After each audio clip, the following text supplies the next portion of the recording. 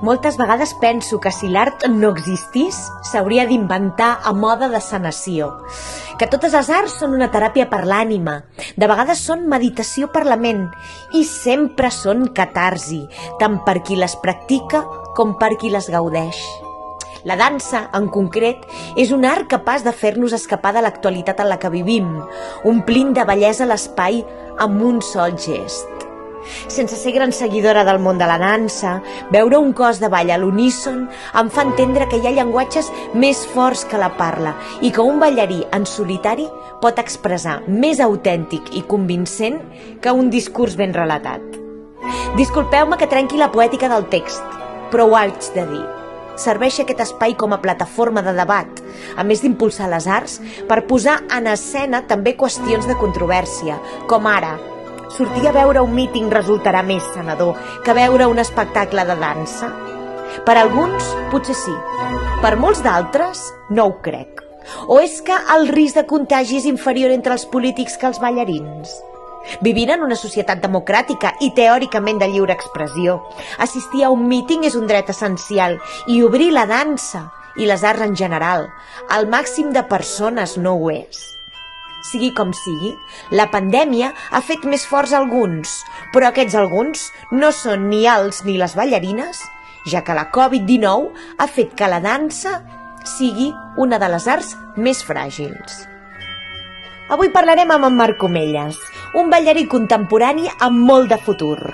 Molts tenim en ment, quan pensem en ballarins joves nois, aquella vida tan sacrificada i de rebuig per part de la família, com li passa al Billy Elliot, o la gran competitivitat per ser la primera ballarina, com li passa a la Natalie Portman al Cigne Negre, que a més prové d'una saga familiar on la mare també era ballarina.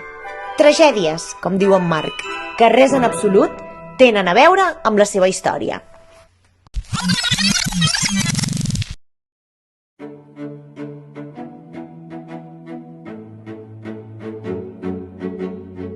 Ni prejudicis, ni insults, ni barreres familiars. Tampoc prové d'una saga familiar dedicada a la dansa. Només dues cosines de la mare, una balla dansa espanyola i l'altra Lindy Hop. En Marc ha ballat clàssic, Lindy Hop i contemporani. És en aquest últim l'estil de ball que més li agrada i al que vol dedicar-s'hi. De petit, el que li agradava realment era actuar. A casa es muntava els seus propis escenaris, on ballava, cantava i actuava. Va decidir apuntar-se a les extraescolars de música, fent uns curs de piano i a dansa. Els seus primers passos de ball van ser a casa, de ben petit. Amb les seves paraules, ballar és un instint natural i emocionant. És la seva manera d'expressar emocions i transformar els seus pensaments, de descobrir els impulsos i les capacitats del seu cos.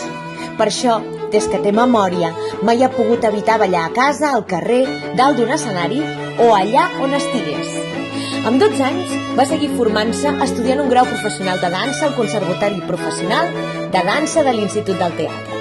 També ha assistit a cursos i esdeveniments com ara l'Assemblea Internacional de Canadà, al National Ballet School de Toronto.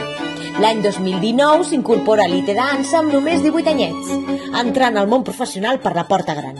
Segons en Marc, l'ITE Dansa li ofereix l'oportunitat d'aprendre com funciona una companyia professional i seguir creixent com a ballarí.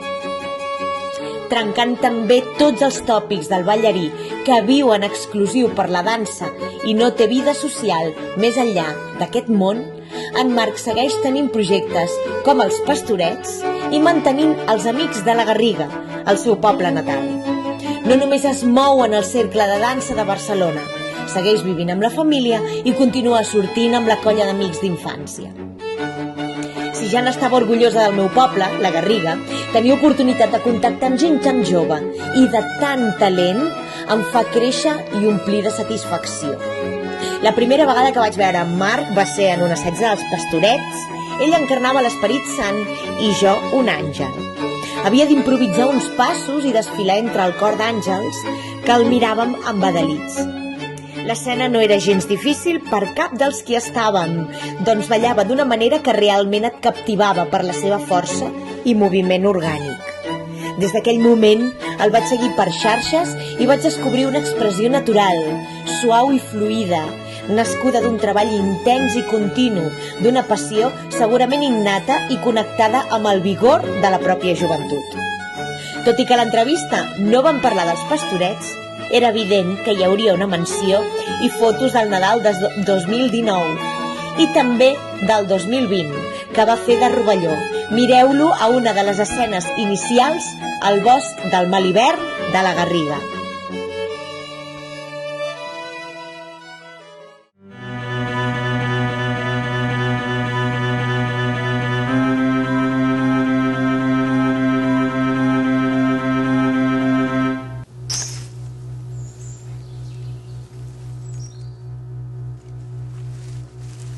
Luquet, jo tinc molta por, Au, va, tio, ja sembles la Llucieta i la Rovellona, tu sempre tan cagat.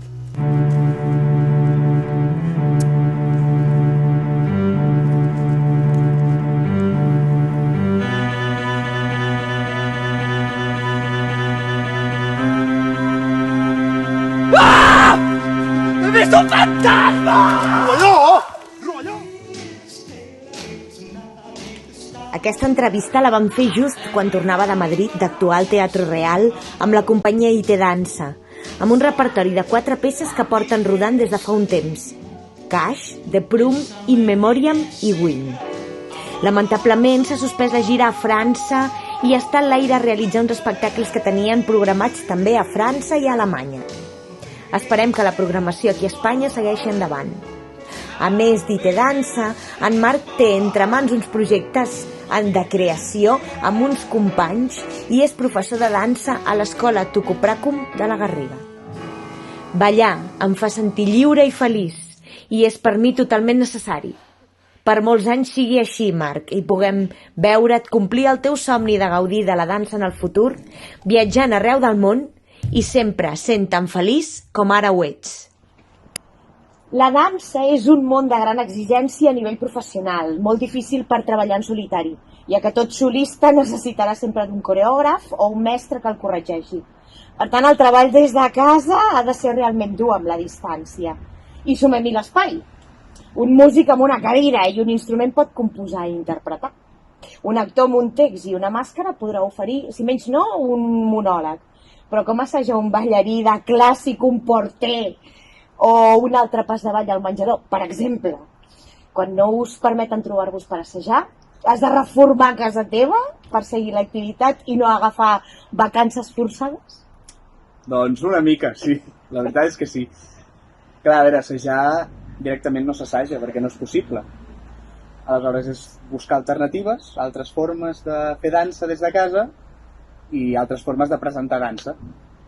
Assajar, com ho tenim més vist, no es pot, llavors.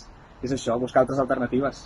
Clar, si vius en un pis, fer 4 passos, a més emprenyes els veïns, a més, no? A més. Amb els peus. Sí, sí, sí. I si te'n vas a una terrassa, segons com fa fred, ara, al confinament, quan vau gravar allò d'IT Dansa, per exemple, sí, que tu estaves en una terrassa, feia més bon temps que no ara, per exemple, no? En ple mes de gener, poder-te assajar. Clar, no, totalment. Sí, no, és difícil, no? Però bueno, tothom busca les seves alternatives per anar seguint i per deixar la dansa viva encara. I què fas tu? Jo busco l'espai on el trobo, i fas el que pots amb el que tens, no? Com sempre hem fet, no? Llavors, a seguir... Després diuen, és que és de zumba, tot això és que la gent no s'apunta, no? Dius, claro, sí, és que no tothom té l'espai. No, òbviament no. Han estat bastants mesos sense la presencialitat. Quant de temps heu necessitat a l'I-Dansa per tornar a estar en ple rendiment? La veritat és que va ser més fàcil del que pensàvem, perquè, clar, òbviament vam estar tot el confinament tancats a casa, tots. Des de casa vam anar seguint mantenint la forma, tant pel nostre compte com també doncs, per classes per Zoom, seguíem trobant-nos per Zoom, fèiem alguna espècie de classe, d'exercici, i anàvem mantenint la forma així, el contacte, via internet. Així que quan vam tornar, òbviament al començament va ser una mica difícil tornar a posar el cos a to, però estava tot més a lloc del que pensàvem. Estava el cos bastant actiu, va ser bastant ràpid tornar, també la il·lusió que teníem de tornar doncs, ja també va provocar l'adrenalina aquesta que et porta a seguir. I va ser més fàcil del que pensàvem, però bueno, òbviament és dur. Sí. Jo anava per aquí ara, deia que les ganes del retrobament devien ser enormes, no? Enormes. I per vosaltres ja, més que una professió, quan t'incorpores a una companyia de dansa, s'acaba per establir com una família, no? Amb la que passes gairebé més temps que amb la pròpia família. Totalment. Sí. I com ha anat a Madrid? Perquè arribar a fer un espectacle amb tanta quarantena, tocs de queda, tancaments d'espais i mesures sanitàries és un èxit ja de per si, però si a més tens oportunitat de viatjar-ho, és realment emocionant i un privilegi més que un èxit, un privilegi. No, un privilegi immens, perquè clar, la resta d'Europa, la majoria dels països està tot tancat, teatres tancats, inclús les companyies no poden ni tan sols assajar a les seves seus perquè està tot tancadíssim. Nosaltres hem tingut aquesta gran sort de poder anar, no només viatjar a Madrid, sinó a sobre poder actuar en un teatre com és el Teatre Real. Llavors ha estat un privilegi, ha estat com un oasi enmig d'un desert, no? Que ens hem trobat aquí enmig de tota la pandèmia. Ha estat increïble. Un somni, és que no passa, no ens està passant. No, era increïble, era un somni. Sí, total. I el públic? Vau tenir públic? Hi va haver públic, el públic va estar molt content, la veritat, que això també va ser un gran regal. Sí, va venir gent. Ens va sorprendre també, perquè clar, també vas amb aquesta por de veure què passa, no?, amb tota la pandèmia i tot també. Però no, va funcionar i va anar molt bé. Bé. A una companyia de dansa, entre els ballarins i ballarines, no és possible garantir una distància de seguretat quan es poseu a ballar. Com ho gestioneu, això? Mascaretes i test, perquè quan arriba el dia de la presentació, per exemple, a Madrid no portàveu mascaretes. No, clar. No, en els assajos sí que ens van portar mascareta. També és veritat que les restriccions van canviant, perquè això ja sabem com va. Això va al dia, cada dia canvia, però sí que nosaltres doncs, ara últimament ens fan portar mascareta a tots els assajos, les classes i tal. Només als assajos generals i a les presentacions, als espectacles, sí que és quan ens podem treure la mascareta. I, òbviament, sí, abans d'anar a Madrid ens van fer també un test per prevenir, perquè sempre s'ha de fer, no? Sí. How to love and not getting hurt. How to buy the feelings breaking in my heart. It wasn't as simple to make me believe that we love it would it but to resist. It wasn't as simple to stole my heart. See you go with those little pretty eyes. Now I can see all of these got me hard. I won't fall again in no one stupid eyes. I just miss the way I felt before I found him. I was lost, the statement wasn't someone's fault. I was a girl who was broken hearted. Now and then I still need to know how to love. I was a girl who was stolen hearted, always getting ready to lose a battle. Now I am so bad at choosing good or wrong. Decisions make me feel I'd rather to be gone.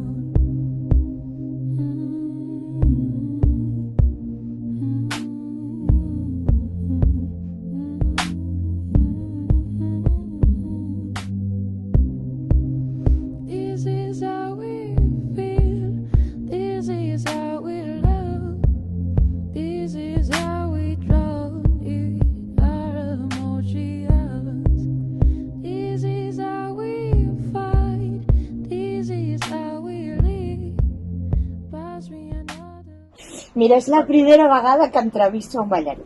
Fer una criba sobre què preguntar-te ha estat massa costós. Així que no l'he feta. Vale. No l'he feta. Et proposo un test ràpid amb respostes curtes i el primer que et vingui al cap. T'atreveixes? Sí, vinga, va. Creus que es pot ballar en silenci? Sí, per suposat. Tot tipus de música és ballable? Tot tipus de música és ballable. I per tu quina és més ballable? La veritat és que molt variada, Em sorprendria, sí, molt variada. Estar-se quiet també és ballar? Sí, home, la pausa i el silenci és una part de l'art. Tothom pot ballar? Tothom pot ballar. I tothom pot ser ballarí? Això no. Requereix moltes coses ser ballarí. Ballar és aprendre nous passos o desaprendre posicions corporals viciades? És tot. Ho és tot. Quantes vegades t'han preguntat amb la dansa podràs viure? M'ho han preguntat bastants cops, però també és veritat que cada cop ho pregunten menys. Més gent gran o més gent jove? Més gent gran, per suposat. Més gent gran. En una discoteca, quan ens veus ballar la gent de peu a la pista, et fem vergonyeta? No. És l'altre tio, això. I a tu et fa vergonyeta ballar amb nosaltres a la pista de la discoteca? No, clar que no. No.